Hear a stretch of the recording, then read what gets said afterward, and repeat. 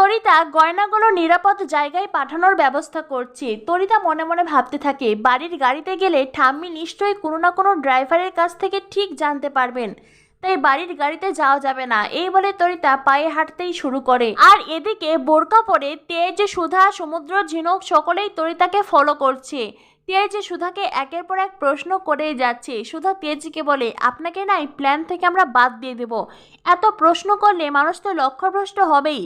আপনার জন্য যদি তরিতা আমাদের হাত থেকে বেরিয়ে যায় না, তাহলে আপনার খবর আছে। এই বলে তেজ সুধা তরিতাকে হারিয়ে ফেলে। কিন্তু তখনই সমুদ্রের ঝিনুক তরিতার সামনে গিয়ে দাঁড়ায়, একেবারে ডাকাতের ছদ্মবেশেই তরিতার সামনে। তরিতা মনে মনে ভাবতে থাকে, সোনার গয়নার গন্ধ পেয়ে ঠিক ওরা হাজির হয়েছে।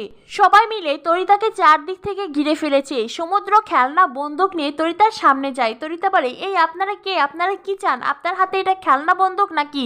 কথাটা শুনে সমুদ্র বেশ ঘাবড়ে যায়। ঝিনুক তখন সমুদ্রের হাত থেকে বন্দুক কেড়ে নিয়ে বলে, আর সরো তো। এই বলে তরিতার সামনে গিয়ে বলে, এই শুনুন, আপনি যদি এখনই গয়নাগুলো না বের করে দিন তাহলে একদম উড়িয়ে দেব। ঝিনুকের ধমক খেয়ে তরিতা বেশ ঘাবড়ে যায়, কিন্তু তরিতা এত সহজে ছেড়ে দেবার পাত্রী নয়। তরিতা তখন বলে, পুলিশ পুলিশ। অমনি তেজ, সুধা, ঝিনুক, সমুদ্র সকলে একটু ঘাবড়ে গেলেই ওই সুযোগে তরিতা এক ছুটে ওখান থেকে পালিয়ে যায়। তরিতা একটা দেয়ালের সামনে চুপটি করে বসে থাকে আর ভাবতে থাকে হয়তোবা ওরা চলে গেছে।